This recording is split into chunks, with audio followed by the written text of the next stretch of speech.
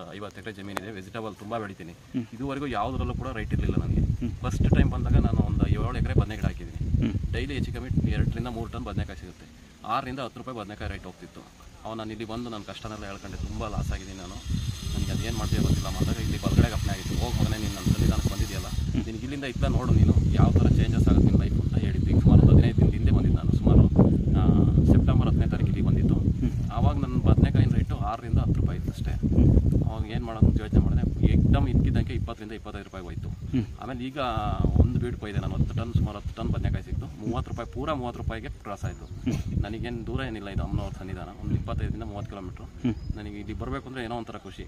But ಇಲ್ಲಿ ಏನು ನಾನು ತುಂಬಾ ದೇವಸ್ಥಾನಗಳು ನೋಡಿದ್ದೀನಿ ನನ್ನ ಲೈಫಲ್ಲಿ. 42 ವರ್ಷ ನನಗೆ ಏಜು.